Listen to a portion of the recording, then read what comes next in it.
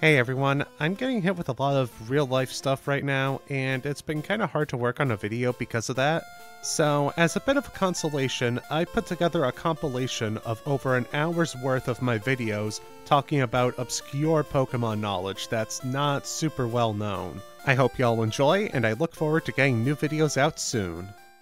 The Pokemon series has a lot of neat little hidden things throughout the various games. Remember that discovery about the Tentacool in Cianwood City in Heart Gold Soul Silver? That discovery was made over a decade after those games released.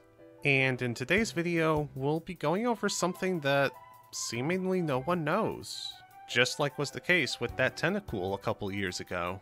In Pokemon Diamond, Pearl, Platinum, Brilliant Diamond, and Shining Pearl, when you first get to the ruined Maniac Cave on Route 214, odds are that you'll just be in a tiny room with the Digtium and a single NPC. If you talk to him, he'll challenge you to a race. He'll dig out the rest of this cave while you go catch all the unknown. Now, the more forms you catch, the bigger the cave gets, and when you catch the 26 forms that are available to you, the cave is finished, and you get access to a new room that has 2 more forms of unknown. This all sounds perfectly correct so far, right? After all, it's what the game tells you, it's what Cerebi tells you, it's what Bulbapedia tells you, it's what anyone familiar with this topic will tell you. As it would turn out, though, this is false. A few months ago, one of my friends, Mithril Monarch, told me something really interesting. Right now, I'm going through Diamond to get some footage for some videos, so I decided to check it out while I was there. When I arrived at Colosseum, I went into the ruins and encountered the 26 forms of unknown that you can encounter at that point in the game. I then went to the ruined Maniac Cave, and it was finished. I didn't throw a single Pokeball at any of the unknown, and the cave was finished.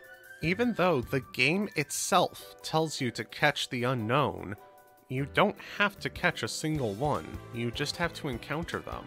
Now, the thing is, you might want to catch them all anyway, because you get seals for catching unknown, but if you're doing a challenge run where you can't catch all 26 forms of unknown, say a Nuzlocke, this does open up a couple possibilities that weren't previously available. As Ruined Maniac Cave expands, the odds of finding Hippopotas grow. And this is the only place in the game you can find a wild Hippopotas, and Hippowdon is far from a bad Pokemon. Now, Nuzlockers could already find Hippopotas using the Repel trick, but the odds of finding a Hippopotas aren't the only thing that increase.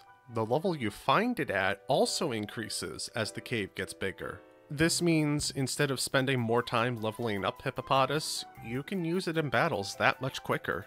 But you don't even have to see all 26 forms of unknown to get an increase in odds and level.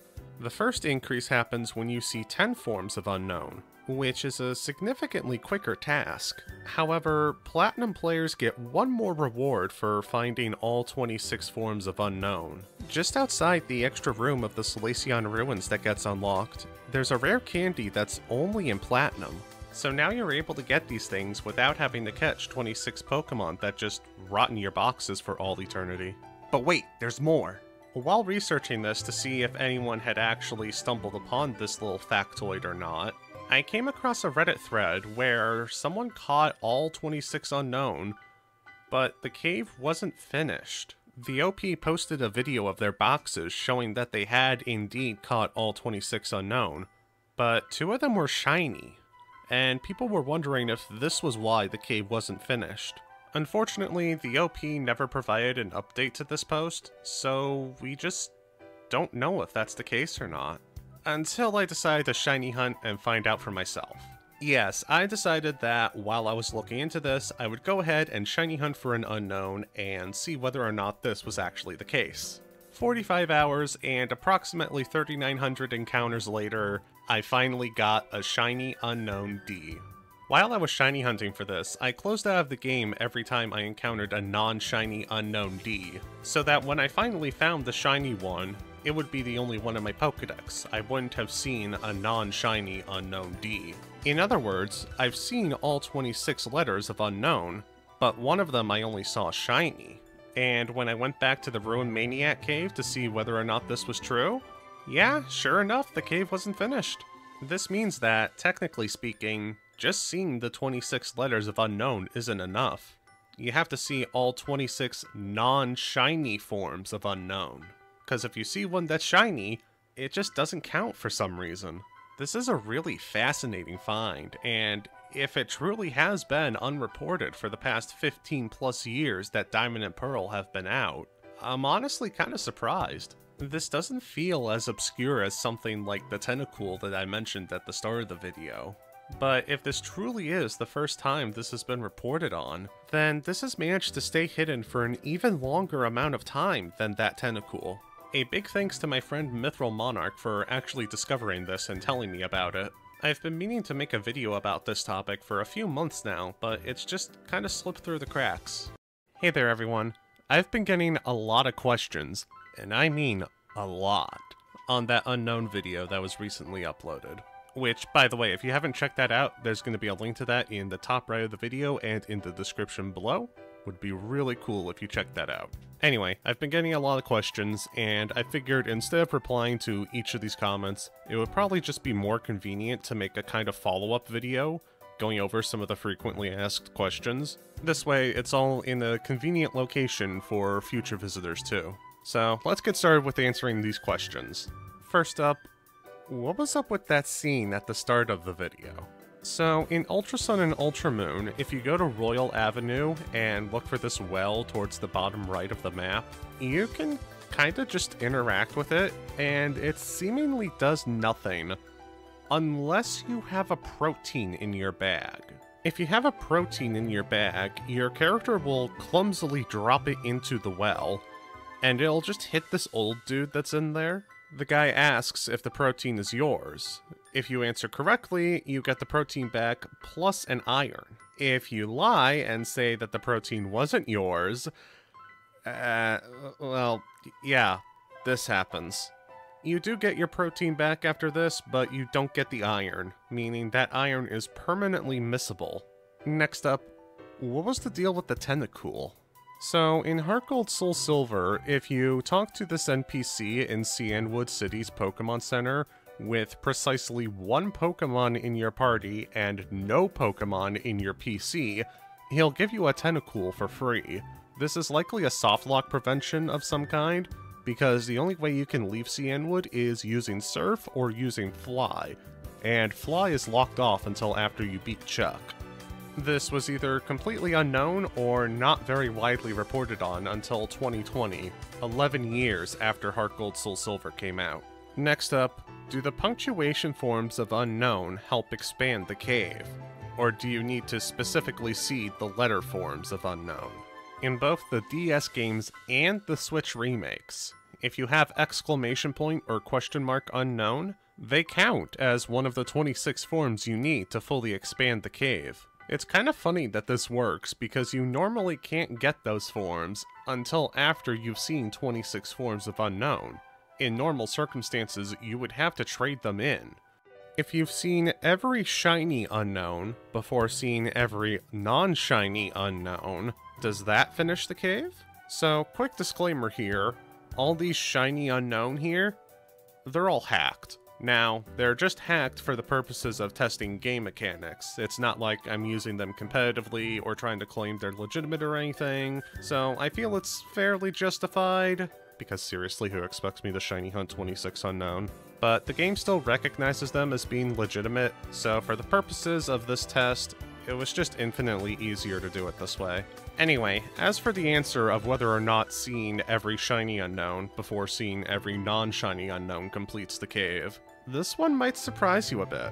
In the DS games, shiny unknown do count for expanding the Ruined Maniac cave, and having a whole set of 26 shiny unknown does fully complete the cave, even if those are the only ones you have and you have no non-shiny unknown. Just interrupting myself here real quick to just make it perfectly clear, there's nothing special or different about completing the cave with only shiny unknown. Like, for all intents and purposes here, there's no difference between a shiny unknown and a non-shiny unknown. when it comes to expanding the Ruined Maniac Cave into DS games. Also, all the footage of the DS games you're seeing are from Diamond and Pearl, but I did test everything in Platinum as well, and everything that applies in Diamond and Pearl also applies in Platinum.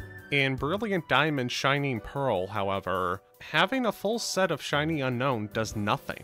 The Ruined Maniac Cave will still be in its first stage. This is what I expected when testing this, but this was the most commonly asked question. So if my assumption turned out to be wrong, I guess I wouldn't have been surprised as much. Speaking of Shiny Unknown, that kid in Colosseum Town who gives you seals and ball capsules, does he take Shiny Unknown? Or do you need to show him non-Shiny Unknown? The answer is, he'll accept Shiny Unknown. This kind of surprised me a little bit, because you'd think if the Ruin Maniac was picky, the kid would be picky too, but no, he's not. I assume this is the case because with the kid, you have to show him a specific Pokemon, but the Ruin Maniac, you don't need to show him a thing. So the code for the kid probably checks the species and the form, while the Ruin Maniac probably just checks the Pokedex. I can't say for sure because I don't know the coding of this game, but it sounds like it makes sense to me. And finally, perhaps the most important question of all. What the heck is your Gengar's name? So, in order for the name to make sense, we need a bit more context. When I was playing Brilliant Diamond, I wanted to catch a Ghastly from my team. The first one I caught, I named Rick Ghastly, after Rick Astley. Unfortunately, it had a bad nature, so I wanted to catch another one. The second one I gave a slightly cruder name, just cause I was a little upset with the RNG. Unfortunately, this one also had a bad nature, so I had to catch a third Ghastly. I decided to give this Ghastly an even cruder name than the second one, and it turned out it had a decent nature, so I stuck with it. And there we go. That should answer all the commonly asked questions. If you still have a question after watching this video, be sure to leave it in the comments below, and I'll try to get back to you on that. Shiny Pokemon are perhaps the most treasured thing in the Pokemon games. They first appeared in the Space World 97 demo of Gold and Silver, where they were very simplified and had some unique quirks. There was no animation that played when you encountered a shiny, and due to technical limitations, Pokemon that shared a palette when they weren't shiny would also share a palette when they were shiny, leading to less variety with shiny colors. They were also much more common in the demo than the full game. You had about a 1.977% chance to find one. When the full game was released, the above oddities were no longer present, but there were still a number of weird and noteworthy things about shiny Pokemon. But what makes them so odd? Let's find out. Now, if I want to be as comprehensive as I can, I gotta go over a couple of basic things that I think most people know, but these might also be things that younger, newer, or less knowledgeable fans of the series know about, so bear with me for a moment here. First, let's go over how the game determines if a Pokemon is shiny, because it's actually different compared to Gen 3 on. In every other mainline Pokemon game, whether a Pokemon is shiny or not is determined by the Pokemon's personality value, in conjunction with your Trainer ID and Secret ID. In Generation 2, a Pokemon's IVs are used to determine whether it's shiny or not. Specifically, the Defense, Special, and Speed IVs all need to be 10, and the Attack IV needs to be 2, 3, 6, 7, 10, 11, 14, or 15. Since IVs go from 0 to 15 in Gen 2, this means that the odds of finding a shiny Pokemon are 1 in 8,192, which is what the odds stayed at until X and Y, when they became 1 in 4,096, or double what it was prior. Now, of course, shiny Pokemon were a brand new thing in Gen 2, and so Game Freak wanted to make sure you knew about them. Or so I assume anyway, because of the forced encounter with the shiny Gyarados partway through the main game. The only other mainline game with a forced shiny Pokemon is Black and White 2, which actually had multiple forced shiny Pokemon. And then, in Crystal specifically, the player can get an egg that's referred to as the Odd Egg. Much like its name implies, the Odd Egg is quite odd. See, the Odd Egg has, at random, one of the 7 baby Pokemon introduced in Gen 2, and there's no way to know which baby Pokemon you got until the egg hatches. Furthermore, the odd egg has a 50% chance to contain a shiny Pokemon, making it the highest chance to get a shiny Pokemon in any game. But only in Japan. Maybe. See, if you look into the odd egg on Bulbapedia, there's a citation needed next to the claim that the odd egg has a 50% chance of being shiny in the Japanese version, so we don't know for sure that that's the case. And to complicate matters more, getting the odd egg in the Japanese version of Crystal is completely different than how you get it in the international version. So to get the odd egg in the Japanese version, first you need the mobile Game Boy adapter, which there's a lot to take in here. You would use the mobile Game Boy adapter to hook up your Game Boy Color to a mobile phone in order to access Mobile System GB, which was basically the most primitive version of online connectivity there was in the Pokemon series. One of the things you could access with the Mobile System GB is what may have been the first online event, which would allow players to receive the egg ticket from the daycare man. A player with the egg ticket could then give said ticket to the Pokemon Center nurse in the Pokemon Communication Center in Goldenrod City, who would then give the player the odd egg in return. Now, since no country other than Japan got the mobile Game Boy adapter, that meant there was no Mobile System GB to access, which would have made the odd egg inaccessible to everyone outside of Japan. If it weren't for the international versions of Pokemon Crystal changing things around so that the daycare man just gives you the odd egg, no egg ticket required. This might be the only instance of something in a Pokemon game being event only in Japan, but then available in the game without an event in the international versions of the game. Also in the international versions, the odd egg has a 14% chance to house a shiny Pokemon, as opposed to the alleged 50% chance the Japanese version has. But some Pokemon are more common than others. It's not an even chance to get any of the 7 Pokemon that can be in there. The easiest shiny Pokemon to get are Cleffa and Igglybuff, while the rarest are Pichu and Tyrogue. Speaking of eggs being odd and shiny Pokemon coming from them, I'd like to turn things over to a special guest to help explain some of the more fascinating aspects of Pokemon eggs and shininess in Gen 2. Breeding for shiny Pokemon is never a straightforward process, but in every generation except for Gen 2, it's at least possible with enough time and a little bit of luck, no matter the stats of the parents. So long as you're getting eggs, there's a chance to hatch the shiny variant.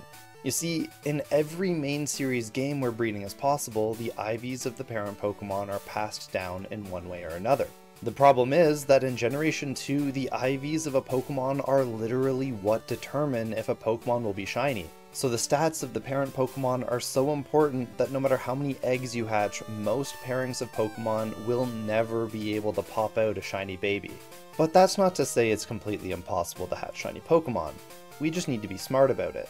When 2 Pokemon are in the daycare together and create an egg, a series of steps are taken to pass their genetics down to their offspring. First, they pass nothing down, and a completely random attack IV is generated. It's important to do this first because the attack IV determines the gender of the Pokemon. Depending on what the resulting gender is, the defense and special IVs will be inherited from the opposite gender parent. The special stat has a 50% chance to inherit the exact stat of its parent, or a stat that has been increased or decreased by 8. The special stat will be increased if it's 7 or below, or decreased if the special stat is 8 or above.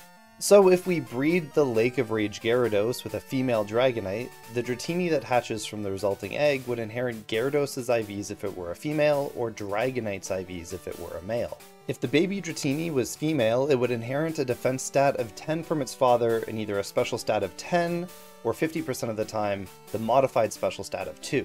Finally, a fully random speed stat is rolled. If we take a look at the overall odds of getting a shiny egg here, what are they? First, we can see that any male Dratini would never be shiny, because if the Dragonite's IVs are passed down, the stats are all wrong. So we have to pass the 50% gender roll.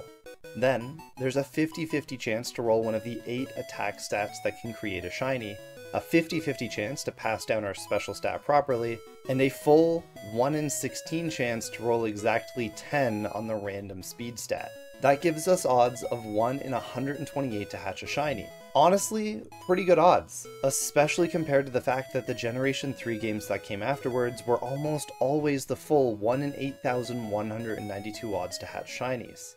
I know that was a lot to consume all at once, especially if you're new to Generation 2 shiny stuff. But for you newcomers, I want to ask you a question, and be honest down in the comments section about this. How many of you are now asking yourself, why don't we just breed 2 shiny Pokemon together to have 1 in 64 shiny odds? This one is weird. You can try it for yourself, but the Pokemon will look you dead in the eyes, apparently brimming with energy, and then proceed to never produce an egg. The reasoning is that Generation 2 is the only game that doesn't seem interested in promoting incest. Since the defense and special stats of shiny Pokemon will always be the same, the game will assume they are related. This goes for any 2 Pokemon that would pass down both the same defense and special stat, even if the special stat is 8 apart. There are still 2 ways to reduce the shiny odds right down to 1 in 64 though. If you breed a female Pokemon with a 100% female gender ratio with a male shiny Pokemon, you never need to worry about the gender role. The same goes if you breed a 100% male Pokemon with a female shiny Pokemon. But luckily, it's also possible to do this with Ditto, and the baby will always inherit Ditto's stats, regardless of its gender. Shiny hunters call the Dittos they use for this trick Shiny IV Dittos. Since attack and speed are never passed down, any Ditto with a 10 defense stat and either a 2 or a 10 special stat will breed with a 1 in 64 chance for each egg. Even within their first game, shiny Pokemon had some amazing ways to produce whole armies of differently colored pixels. A big thank you to Professor Rex for that explanation. And if any of you out there are craving some more videos about shiny Pokemon throughout the series, be sure to go check out Professor Rex's channel, link in the description below, and also check out Arbor Week 2023, a charity event featuring streamers shiny hunting for tree-related Pokemon while raising money for the Rainforest Trust, an organization dedicated to protecting rainforests and the species of animals that call them home. You can find out more info about this event in the description. But hey, we're not done talking about the various ways shiny Pokemon are different in Gen 2. We've gone into plenty of detail about how to get shiny Pokemon, but what about the shiny Pokemon themselves? When you think of a shiny Charizard, you most likely imagine this guy. After all, that's shiny Charizard. Here's shiny Gligar, shiny Ponyta, and shiny Suicune. But these shiny Pokemon all have something in common. They weren't always like this. There are a number of Pokemon that underwent drastic alterations to their shiny colors between Gens 2 and 3. One example that sticks out in my mind is how Elekid's shiny in Gen 2 becomes its non-shiny version in Gen 3. Electabuzz does not get the same treatment, although it's another example of a shiny that gets a drastically different color scheme. Machop is another noteworthy one because non-shiny Machop also gets a completely different color. Really, Gen 3 shiny Machop looks pretty similar to its Gen 2 non-shiny version, but then Gen 2 shiny Machop is just never to be seen again. Machoke and Machamp also received different non-shiny forms in Gen 3, and while the shiny forms received a little change in Gen 3, it wasn't until Gen 4 that the color differences became more noticeable. So while this means that Gen 2 isn't the only generation to have different colors for their shiny forms, it's definitely the generation with the most changes. This isn't a comprehensive list of all the Pokemon with changes, by the way. There are others, like Pidgeot, that have pretty noticeable changes, but there are also some Pokemon with changes that can probably be attributed to limitations with palettes. In Gen 2, Blastoise's shell and body are the same colors, but then in Gen 3, the shell and the body have different colors, and these apply to both the shiny and non-shiny versions of Blastoise. And if you want to see a perfect example of palette limitations in Gen 2, look no further than the Cyndaquil line. Where's the blue back? See, in Gen 2, each Pokemon is comprised of 4 colors: white, black, and then 2 other colors that can be whatever. So for the Cyndaquil line, these 2 colors are needed for the flames coming out of it, so the back has to be colored black with hints of orange. This is why the shiny for this line changes the colors of the flames, and consequently part of the back. That's all they could do. But then in Gen 3, Cyndaquil and company get a fancy new blue color for their back, and a shiny that changes the color of the back and the body, but keeps the flames completely the same. something that wouldn't have been possible in Gen 2. One more funny thing with shiny Pokemon in Gen 2 has to do with perhaps one of the most unique Pokemon in the series, Unknown. In Gen 2, Unknown has 26 different forms, one for each letter of the Latin alphabet. But how does the game determine which form an Unknown will be? Well, in Gen 2, and Gen 2 only, Unknown's form is determined by its IVs. Do you see where this is going? Because of Unknown's form being determined by IVs, and shininess also being determined by IVs, only certain forms of Unknown can be shiny. Those forms? They're Unknown I and Unknown V. Yes, only I and V have the right IVs to be shiny. This is purely coincidental, as IV is a fan-made term, but it's still a hell of a coincidence that that's how it works. IVs actually determine a number of things in Gen 2, like the Pokemon's gender. For example, the starter Pokemon have a 7 male to 1 female gender ratio, meaning you're 7 times more likely to get a male starter than a female one. If you do get lucky and get a female starter in Gen 2, though, it can only have an attack IV of 0 or 1, meaning the attack stat will either be the lowest it can be, or the second lowest it can be. One interesting side effect of this is that Pokemon with the 7 male to 1 female gender ratio can only be shiny if they're male. Because the lowest the attack IV can be for a shiny Pokemon is 2, and female Pokemon in the 7 male to 1 female gender ratio can't have an attack IV higher than 1, you can't have these Pokemon be both female and shiny. Now, the list of Pokemon with this gender ratio is fairly small, and is mostly comprised of starter Pokemon, as previously mentioned, alongside the Pokemon that are revived from fossils. The only exceptions that are in Gen 2 are Togepi and Snorlax. Of course, in later generations, this is no longer the case, as IVs no longer determine whether a Pokemon is shiny or what gender it is. And that's about everything I wanted to cover. There are some glitches related to shiny Pokemon, like one that lets you turn any wild Ditto into a shiny Ditto, but I wanted to focus on intended mechanics more than unintentional things like glitches. There's really a lot of interesting things about the older Pokemon games, especially with the kinds of technical limitations these games have, and I think it's really neat how even something like shiny Pokemon had so many aspects that were very quickly changed. I honestly find it pretty fascinating going down rabbit holes like this. A big thank you once again to Professor X for joining me in today's video. Be sure to check him out for more cool videos on shiny Pokemon. But first, be sure to leave a comment and let me know what your favorite fact in the video was. Pokemon Colosseum is one of the more interesting Pokemon games. It has the same RPG gameplay of the mainline games, minus some series staples like the Pokédex and getting gym badges, but it's on a home console now.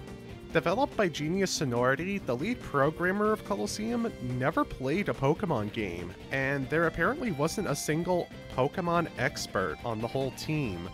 That might explain why the glitch we'll be talking about in today's video exists, a glitch that I've only ever seen one person talk about.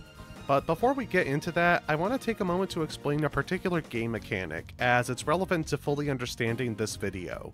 So prior to Gen 5, if you had a poisoned Pokemon in your party and walked around, said poisoned Pokemon will take damage every few steps. And prior to Gen 4, your Pokemon are capable of fainting if they run out of HP because of taking poison damage in the overworld. If that happens, you'd either have to use an item like a revive or a rare candy, or go to some place that fully heals you, like a Pokemon Center. Starting in Gen 4, the poison goes away when you reach 1 HP in the overworld, and in Gen 5, you just don't take damage in the overworld at all. Anyway, now that we understand how the poison status works outside of battle, let's head into Colosseum and discuss this glitch in detail. Since Pokemon Colosseum is a Gen 3 game, your poisoned Pokemon do take damage when you walk in the overworld, and they will faint if they reach 0 HP as a result of walking around. So, if that happens, that means our options are either using an item like a revive, or backtracking all the way to the nearest healing machine. Well, if we use a revive, our Pokemon will get half its health back, but they'll still be poisoned. This isn't supposed to happen. When you use a revive on a fainted Pokemon, it's not supposed to have any status condition, even if it fainted while having one. So does this mean revives don't heal the poison status in Colosseum? Well, not quite. I had the same question myself, so I got a couple of my Pokemon poisoned. One fainted specifically from poison's end of turn damage while in a battle, and one fainted from an attack while poisoned. I used a revive on them during the battle, and they both were revived without the poison status. I also tried reviving them outside of a battle where the previously mentioned events happened, and the poison status was still gone after being revived. So, in other words, the only time a revive doesn't get rid of the poison status condition is when a Pokemon faints due to poison damage while outside of battle, when you're just walking around on the overworld. The next question I had was, are any other status conditions glitched? And the answer seems to be no. I didn't test all of them, where the hell do I get frozen?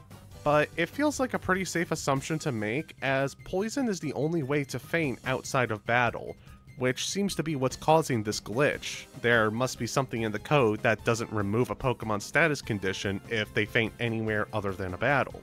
Oh, and just for the record, I tested everything out on both Shadow Pokemon and non-Shadow Pokemon, and everything said applies to both of them, just in case anyone was wondering if maybe this only happens to one or the other. And some of you may be thinking, what about Pokemon XD? It's a sequel to Colosseum, does it have that glitch as well? The answer is no. It looks like they fixed whatever was causing that problem between games. I just tested it out by having one of my Pokemon poison another, and when I used Revive after they fainted outside of battle, there was no poison status. This was a shorter video, but that's about all there is to say on the subject. I tried to cover any questions people might have, but if you have any questions, please let me know in the comments and I'll try my best to answer you. There is a pretty ridiculous glitch in Pokemon Ruby, Sapphire, Fire Red, and Leaf Green that most of the Pokemon fanbase is completely unaware of. In this video, we're not only going to go over what this glitch is, along with all the nitty-gritty details related to how it works and how to activate it, but also how it almost completely eluded the Pokemon fanbase for 20 plus years. Fair warning, this one's going to be a little complicated, but I'm going to try my best to explain everything clearly and in detail. To tell the full story, we have to go back 15 years to early 2008.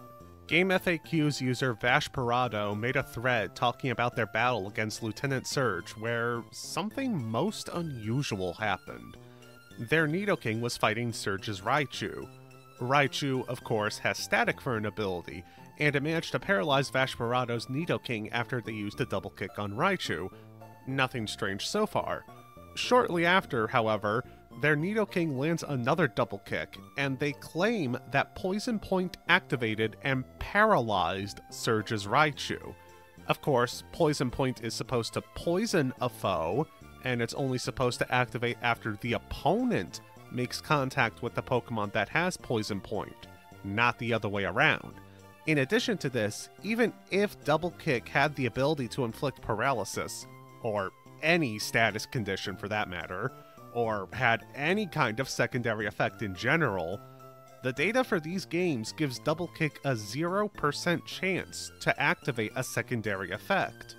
In other words, if Double Kick had a secondary effect, it would never be able to activate it. As you might have been able to guess, nobody was able to explain what happened to Vashparado, and since there was no video or photos or anything, I'm sure it was very easy for some people to just write this off as someone just lying for the sake of trolling or something. After that, nothing. For the next 15 years, nobody had an experience like Vashparado. I mean, I doubt this was the only case of this glitch happening, but it's the only one that was documented online that I'm aware of. However, a couple of months ago, Twitch streamer Chrome009 was doing a speedrun of Leaf Green when this happened. Tática, ok. Mega Kick. Por que eu fiquei paralisado? Oi? Hã? This shares a number of similarities with that Game FAQs thread from 2008. A member of the Nidoran family used Double Kick against a member of the Pikachu family, which resulted in the Pikachu somehow getting paralyzed.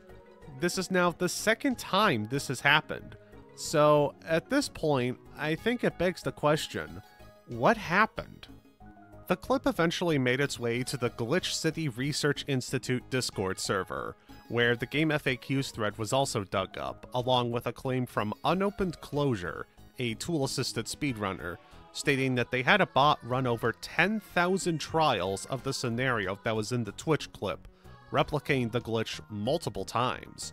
This basically confirmed that, yeah, this is a real thing. This can somehow happen. With that, a few users began testing the glitch out for themselves, attempting to replicate it and experimenting with other possibilities.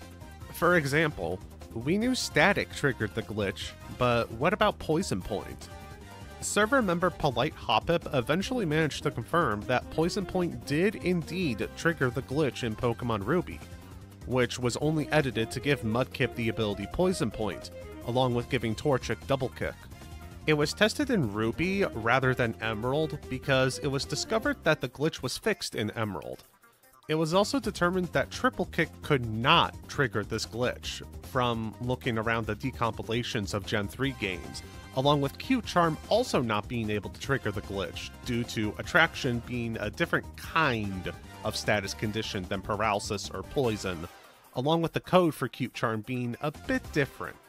Another interesting discovery that seems unrelated at first is that abilities like Static don't check to see if the opponent is already inflicted with a status condition. Of course, you can't be inflicted with multiple status conditions, nor can you be inflicted with the same status condition twice.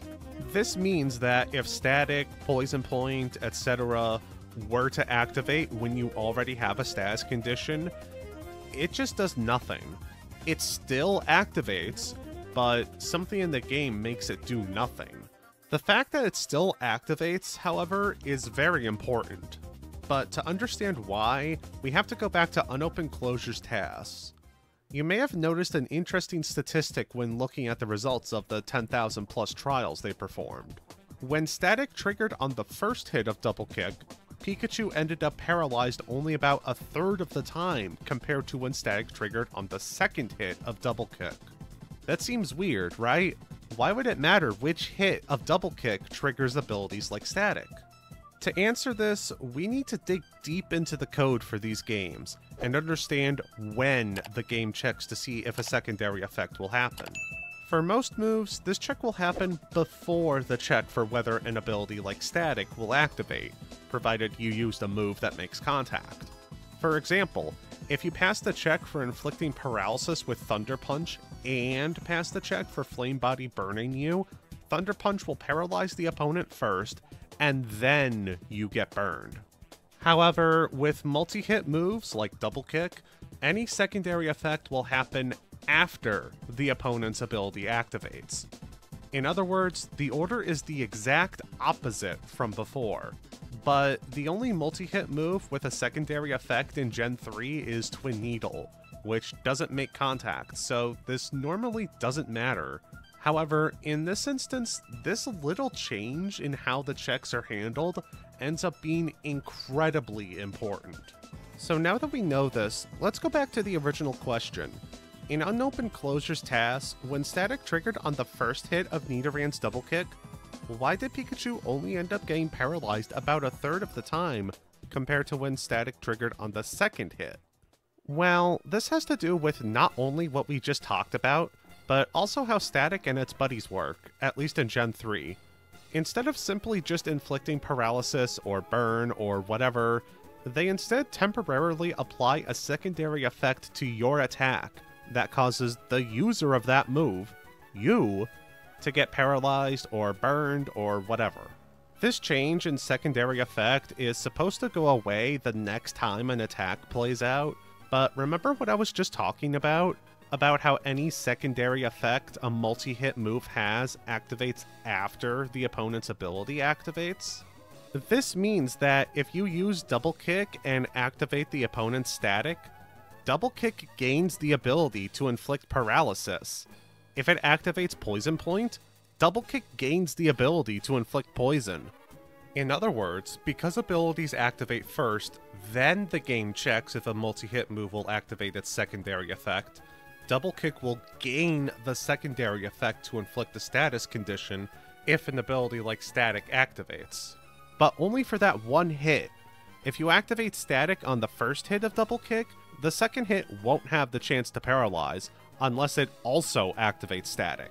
But wait, also in the game's code is that every multi-hit move other than Twin Needle has a 0% chance of a secondary effect. So even if something like Double Kick gains the ability to inflict paralysis, it's never going to be able to inflict it because it has a 0% chance of doing so, right?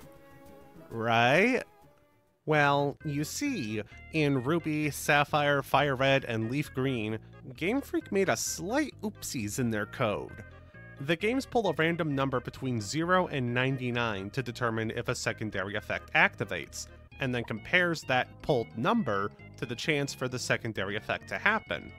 Well, what they were supposed to do, and what they did in Emerald only, was have the effect only activate if the number pulled was less than the % chance of the effect happening.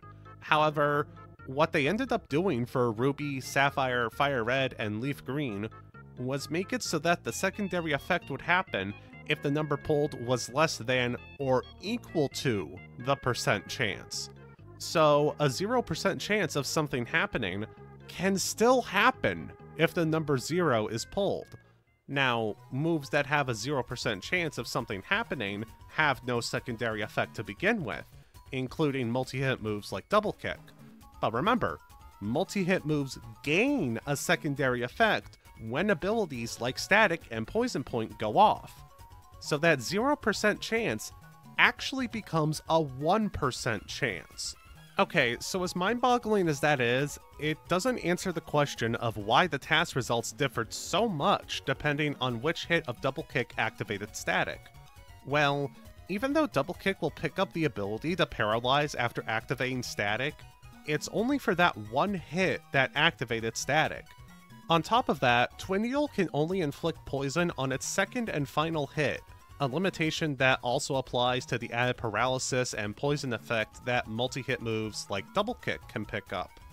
This means that you can only inflict a status condition if an ability like Static or Poison Point activates during the final hit of a move like Double Kick. And remember, Static and company can still activate even if you're already suffering from a status condition. So the reason for the sizable difference is because whenever the first hit of Double Kick activated Static, the second hit would also have to activate it in order for Pikachu to become paralyzed. Unfortunately, after a day or so, research just stopped. A user tried to replicate the glitch with Double Slap, which, despite the similar name, is a different type of multi-hitting move than Double Kick. It can hit 2 to 5 times, rather than always just 2 times. However, they couldn't get it to work, and Flame Body and Effect Spore were never tested, although it was pretty safe to assume they'd also trigger the glitch, based on the game's code. There was also a pretty interesting question that was asked and never got answered. Can you desync a link battle between Emerald and one of the games that has this glitch? So, to summarize, thanks to a speedrunner, a game FAQs thread from 15 years ago, and a tool-assisted speedrunner, the Glitch City Research Institute Discord server was able to find out that Static and Poison Point can cause Double Kick to inflict paralysis and poison, respectively, to the Pokemon that have Static and Poison Point for an ability. This is, of course, provided that the Pokemon with Poison Point isn't a poison type, and therefore immune to the poison status condition. The ability needs to activate specifically on the final hit of Double Kick in order for this to have a 1% chance of happening, which can happen even if you're already afflicted with a status ailment. This is all only possible because Game Freak accidentally messed up a line of code that makes it possible for a secondary effect with a 0% chance of happening to actually have a 1% chance of happening. A couple of weeks later, Chickasaurus GL uploaded a video showcasing this glitch, and leaving details about what was known at the time in the description.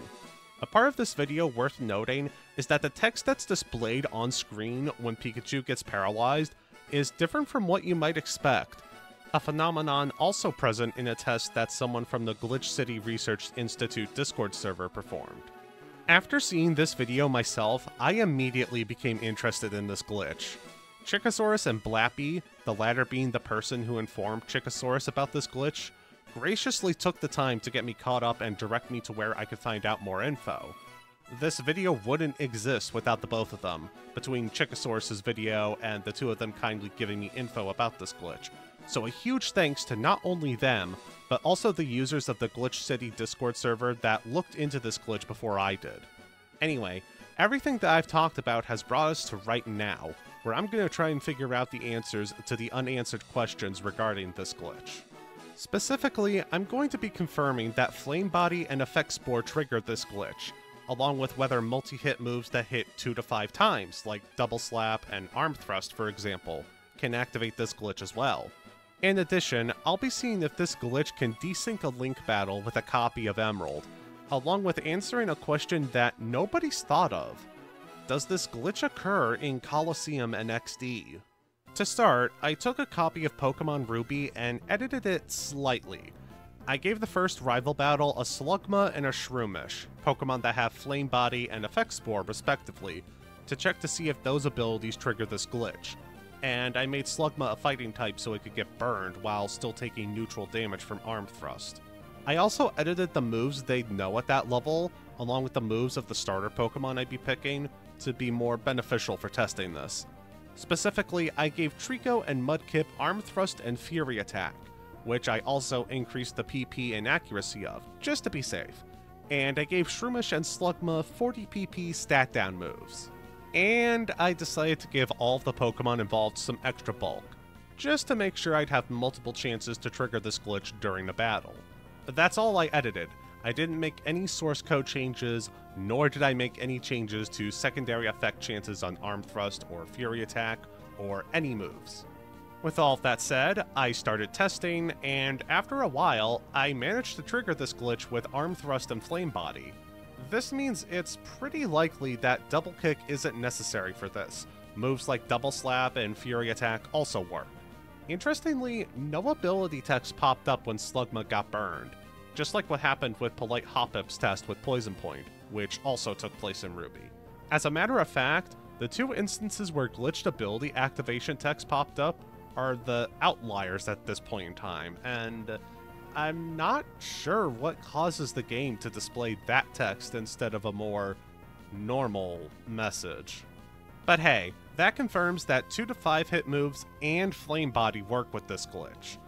The next thing on my list was Effect Spore, as while it's coded similarly to the other abilities that inflict a status condition, it can give you one of 3 statuses. And what if you get put to sleep? When you're using a multi-hit move and you get put to sleep, your attack immediately stops, even if you only hit once. Does that mess up the chances of activating a secondary effect? Thankfully, the RNG gods eventually blessed me, as I was put to sleep on the first hit of Fury Attack, and then Shroomish fell asleep immediately after. Sleep was the status condition I was most interested in seeing, as it was pretty safe to assume Poison and Paralysis would work, considering Static and Poison Point do. Sleep, on the other hand, was an entirely new status condition in the context of this glitch. Effect Spore is the only ability that can put you to sleep. Now that we know Effect Spore works, next up, can we desync a Link battle between a Gen 3 game with this glitch and Emerald? When I originally tested this, I used my hacked Trico against an Ampharos with Static, and this led to some interesting observations. For starters, remember how I increased the accuracy of Fury Attack to 100% and the PP of it and Arm Thrust to 40? Well, Fury Attack ended up missing when it shouldn't have. In addition, the PP count for Trico's attacks read having 40 PP out of a max of 20, implying that Emerald's code is being used instead of Ruby's. I feel like it's therefore pretty safe to assume this won't trigger in a Link battle, never mind desync it. But I also stopped testing after around 2 hours and roughly 200 uses of Double Kick, cause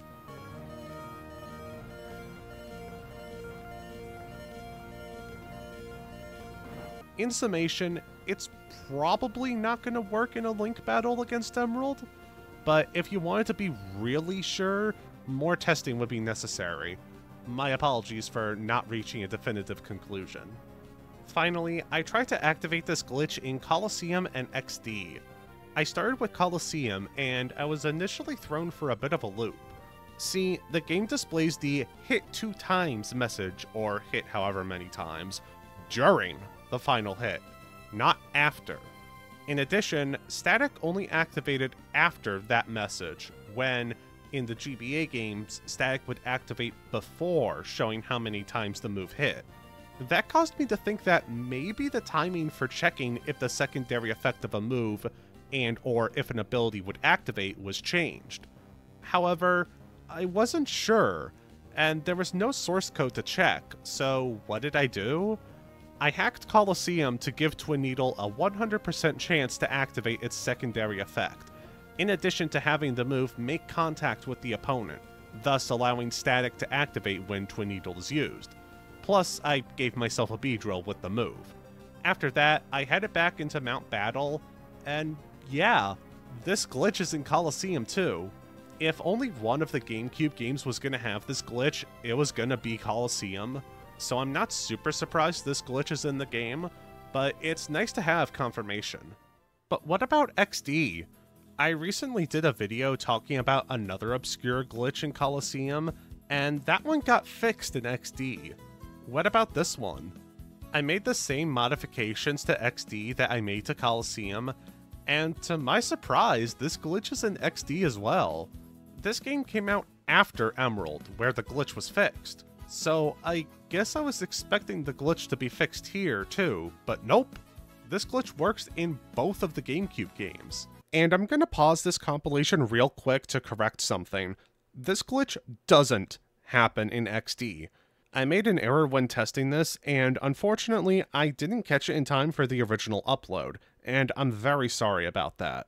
I left a pinned comment explaining my faux pas, but I thought it'd be the right thing to do to make a more explicit correction in this video. So, here I am. Alright, that's all. Back to your regularly scheduled compilation.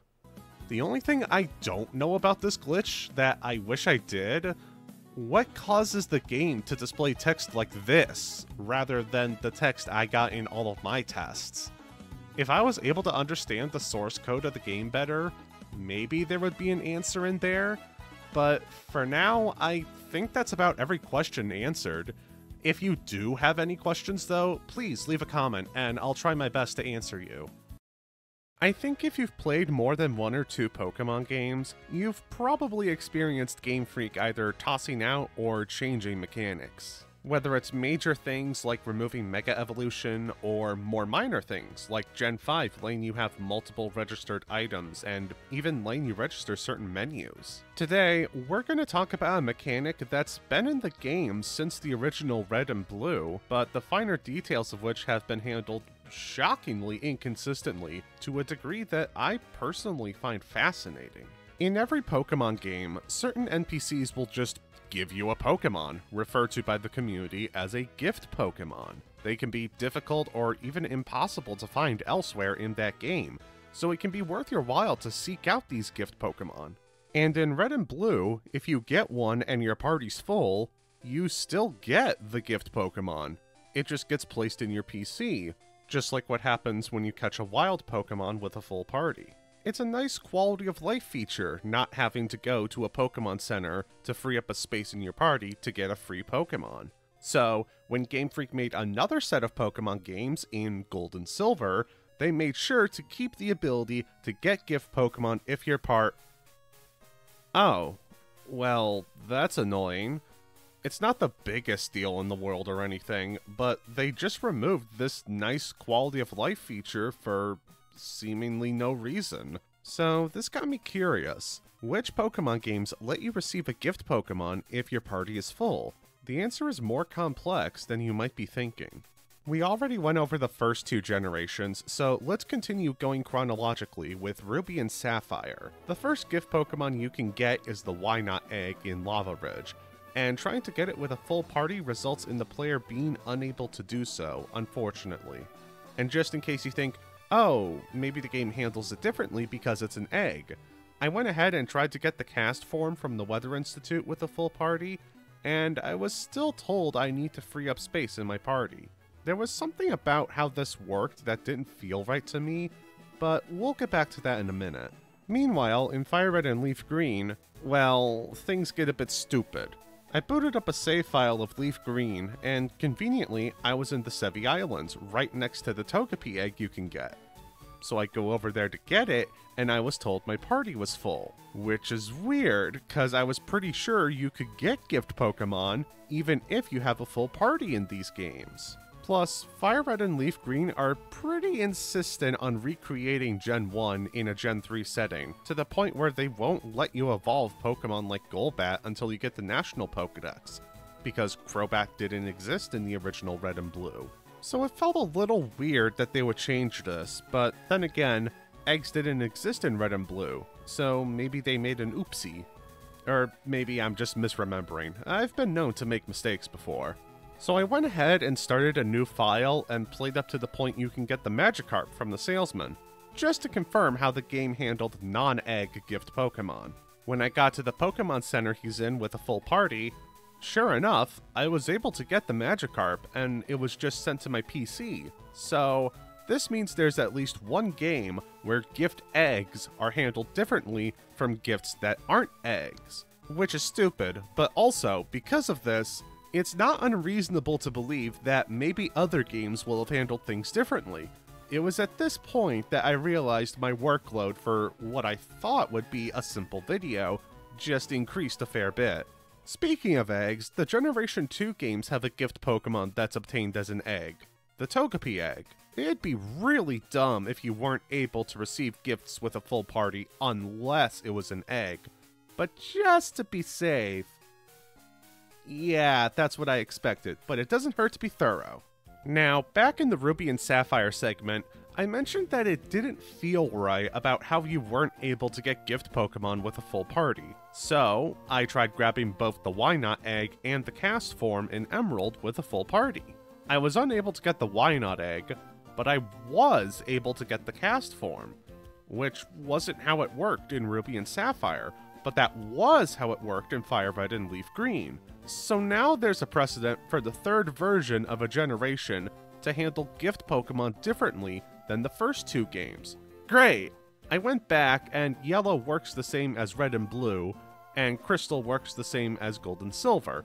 But going forward, now I have to check all the other third versions.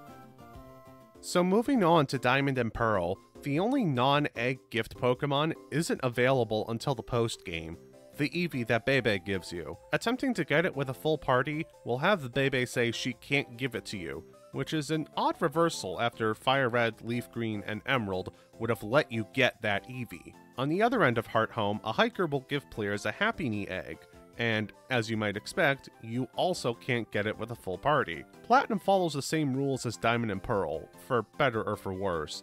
No gifts of any kind if you have a full party. Heart Gold and Soul Silver follow the same rules as Gold, Silver, and Crystal, as you might expect. No gift Pokemon can be obtained if you have a full party.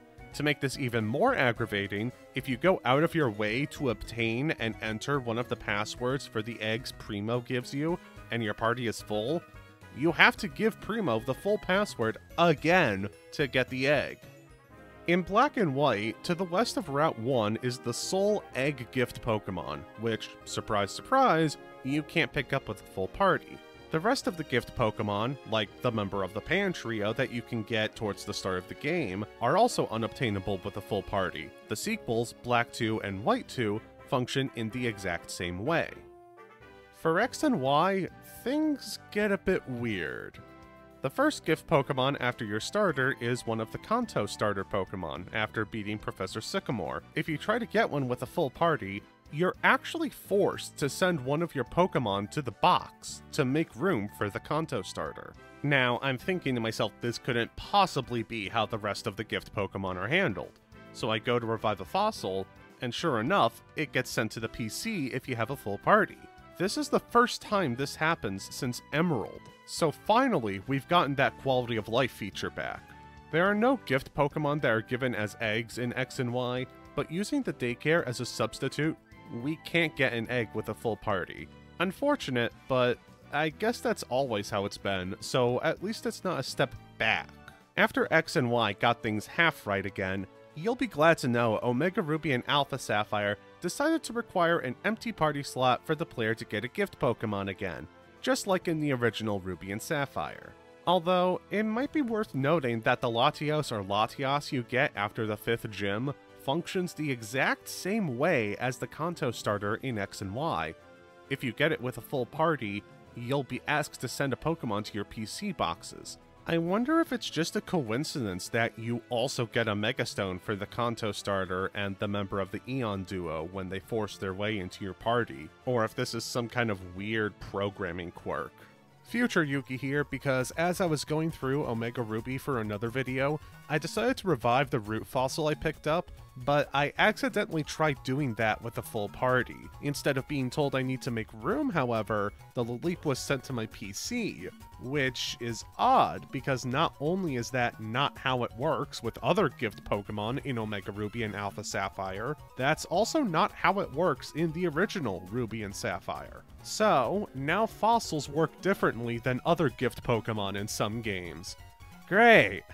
The first 5 generations have fossils work the same as other gift Pokemon, thankfully, but then there's X and Y. If you recall, the only things I checked were the Kanto starters, which was handled in a way that I believe to be an exception to the rule, and the fossil, which went straight into my PC when getting it with a full party. This means, for the sake of science, I need to get another gift Pokemon in X and Y, just to see what happens. The next gift Pokemon is the Lucario when you unlock Mega Evolution, and just like with the Kanto starters, if you try to get it with a full party, you're prompted to send a Pokemon to your boxes. What is with gift Pokemon in X and Y? The final gift Pokemon in these games is a Lapras that's right next to the Lucario, and you can't get it with a full party. If there were more gift Pokemon in X and Y, this is probably how they would work, since this is, like, the most normal gift Pokemon so far. I can't test the Switch games, but I'm pretty sure fossils work like any other gift Pokemon in those games, which, thankfully, is also the case with Gen 7. Gen 6 looks to be the odd one out when it comes to fossils, it would seem. Okay, I think that's everything, so back to past Yuki now. Sun and Moon actually introduced a neat quality of life feature. When you catch a wild Pokemon with a full party, you're able to send a Pokemon in your party to your boxes to make room for the newly caught Pokemon, or you can just send it to your PC boxes as usual. Thankfully, this also happens when you get a gift Pokemon of any kind, and this means Sun and Moon are the first Pokemon games that let you get an egg with a full party. It took 7 generations for this to happen. Ultra Sun and Ultra Moon are the exact same as Sun and Moon, thankfully, but hold on just a darn tootin' minute because when I booted up my Ultra Sun save file, I had multiple unclaimed mystery gifts. So, naturally, I decided to claim them. I had a frickin' Zeraora that I never got, what's wrong with me? But while I was getting these Pokemon, my party filled up. And guess what? You can't get a Pokemon from Mystery Gift if your party is full. What happened, Game Freak?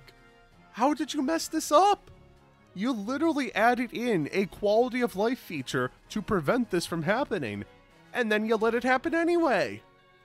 And do you know what this means? Now I gotta inject mystery gifts into every Pokemon game to see what happens when I try to get them from the NPC with a full party.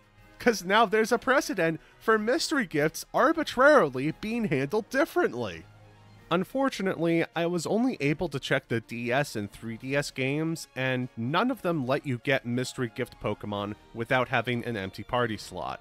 My gut's telling me you can get mystery gifts with a full party in the Switch games, but if any of y'all know for sure how the Switch games, or the first 3 generations, are handled, please let me know in the comments. Speaking of the Switch games, Let's Go is up next, and being a remake of Yellow, I took a visit to everyone's favorite Magikarp salesman, and these games thankfully also allow you to get gift Pokemon with a full party. there aren't any gift eggs, or any way to get eggs in general as far as I know, so there's no way for me to test that out here. Sword and Shield also doesn't have an egg given as a gift, but using the daycare as a substitute like we did in X and Y, we are once again able to get the egg with a full party. Speaking of the daycare, we're given a Toxel in the one on Route 5, and that's also obtainable without any issues. Pokemon Legends Arceus is similar to Let's Go in that there are no eggs and all of the gifts are able to be collected with a full party. It seems like Game Freak has been getting things right in this department over the past few games, and so it might not surprise you to hear that Scarlet and Violet also allow you to get both non-egg gift Pokemon, like the Galarian Meowth from Salvatore, and egg gift Pokemon, like the random Sinnoh starter from Jacques, with a full party. And whoops, I somehow forgot to talk about Brilliant Diamond and Shining Pearl. You might be thinking they handle gift Pokemon the same as the original Diamond and Pearl, but no, they don't. I talked to Bebe with a full party, and I was able to get the Eevee just fine, unlike in the original games. Neat. So this means I can get the Happy Knee egg with a full party with no problems too, right? No, you can't. You have to free up a slot in your party to get it. Why? Like, okay, if they made it work like Diamond and Pearl and required an empty party slot for all gift Pokemon, that'd be dumb, but at least I'd understand. They're keeping it like the originals. If they didn't require an empty party slot for all gift Pokemon, like the other Pokemon games at the time of Brilliant Diamond and Shining Pearl's release, that'd be great and would make the most sense. Why go down the middle? What's the goal here? I find it kind of fascinating how inconsistent Game Freak used to be about this, and how it took them 7 generations to get this right, along with all of the other little surprises, like how the Gen 3 games and mystery gifts were handled. I recently made a video talking about how the Generation 3 Pokemon games have some unique NPCs to them. One of the NPCs I covered was a tutor in Pokemon XD that could teach a staggering 100 moves, but would only teach them to Mew. Furthermore, you couldn't choose which moves were taught to Mew. You had to go through a series of 5 questions, after which you would be presented with 4 moves to teach your Mew, completely overriding whatever moves it had. On top of this, 6 of the 100 moves that could be taught were moves that, at the time, Mew couldn't access in any other way. This added some appeal to the tutor. You can't just teach any old Mew Feint Attack, you have to teach it to Mew via this dude. The tutor costs 5,000 Poké-Coupons, but you don't get charged until you actually teach Mew some moves. You can answer his questions as many times as you like without getting charged. During that video, I mentioned that nobody knew the finer details of this tutor. All we knew was what I just said, basically, which is understandable. You need all of this stuff just to access this tutor. This dude doesn't even show up in the Mount Battle lobby if you don't have a Mew in your party. But I'm glad to say, thanks to some research by me and Pokemon Modder Stars, we now know how the Mew tutor works, and I'll be sharing all the details in this video. This might get a little complicated, so if at any point you just want a TLDR or a short summary, skip to the timestamp on screen. There's also a Google Doc containing all of the info in this video in the description and the pinned comment. So first, let's go over the 100 moves Mew can be taught. These moves include the 6 exclusive moves: Feint Attack, Fake Out, Hypnosis, Nightshade, Roleplay, and Zap Cannon. If we count the Virtual Console release of the Gen 2 games, plus Haley's Mew from My Pokemon Ranch, all of these moves except Feint Attack and Fake Out have become teachable to Mew since XD. The remaining 94 moves are made up from the TMs, HMs, the other move tutors in the Generation 3 games, including XD exclusive tutor moves like Self-Destruct, and Mew's Level Up move pool. Yeah, this dude can offer to teach your Mew Pound. Wow. We can't just get any old combination of these moves though. For starters, only one of the 6 exclusive moves can be taught to Mew. It's impossible to have a Mew with Feint Attack and Fake Out, for example. In addition, it felt like certain combinations of moves were much more likely to be offered. I discovered as much while doing some testing myself and looking around online to see if anyone else had done research on the subject. But after reaching out to the GameCube and Wii Pokemon ROM hacking Discord server, Stars was able to provide me with a lot of info to vastly speed up the process. I don't think it's an exaggeration to say this video wouldn't be out without their help, so a huge thank you to them for their time and research. I mentioned certain combinations of moves seemed more likely to be taught to Mew, compared to a random selection of 4 moves. This is one of the things Stars was able to confirm. The Mew tutor has 36 templates that he can choose from, which are grouped into a number of categories and subcategories. The 6 categories being combo, risky, reliable, offensive, defensive, and random. The only template that's in the random category selects any 4 moves that the tutor can teach Mew, except the exclusive moves like Fake Out and Hypnosis. There are a couple of other templates like this. One selects any 4 offensive moves, and one selects any 4 punch moves. We'll get into what these terms mean later. The remaining 33 templates, however, feature at least one move that will always be chosen if that template is picked. Some templates even contain the same move in slot 1, but then a slightly different move in slot 2.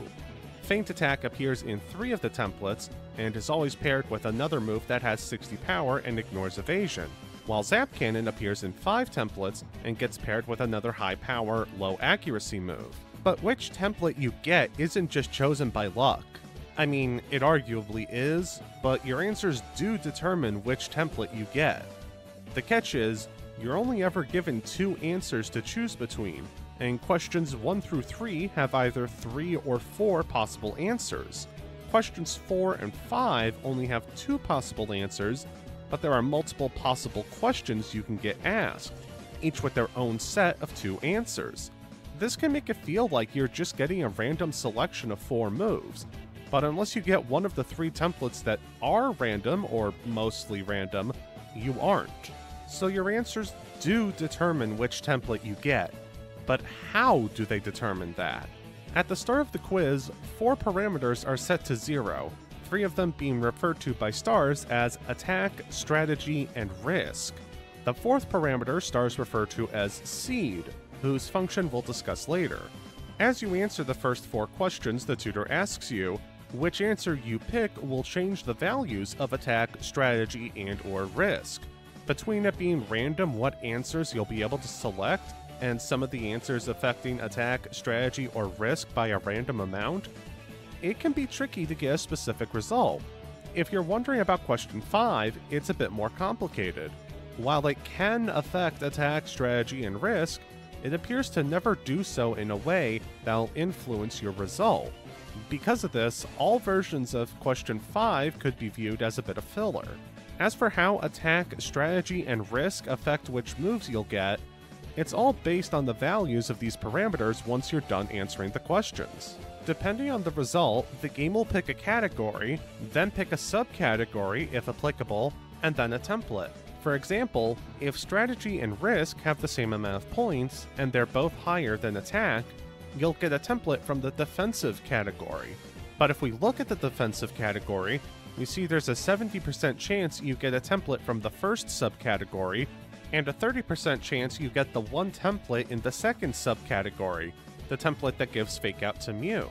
Each given template has an even chance of being picked once the category and subcategory, if applicable, are picked. For example, if the reliable category is picked, there's a 25% chance for any given template being the one that's selected. If the second subcategory of the risky category is picked, you have a 50% chance of getting either of the templates it houses. At this point, you may be wondering how the move slots that aren't a fixed attack get filled in. Well, there are 2 things that influence this. First, that 4th parameter I mentioned earlier, seed, it's apparently used a bit like an RNG seed to help determine those non-fixed moves. However, it's not exactly something you can manipulate, so we don't need to pay too much attention to it. The bigger influencer would be these labels next to the fixed attacks, like consistent or offensive. What do they mean in this context? These labels, or flags as they're actually referred to, are assigned to the 94 non-exclusive moves the tutor can teach Mew. Once a template is selected, the game will look at the list of non-exclusive moves and pick out the appropriate number of moves that contain the correct flag. As an example, if you get one of the templates with Feint Attack in slot 1, the moves in slots 3 and 4 will always contain moves with the consistent flag. As for what moves are in each flag, some are pretty obvious.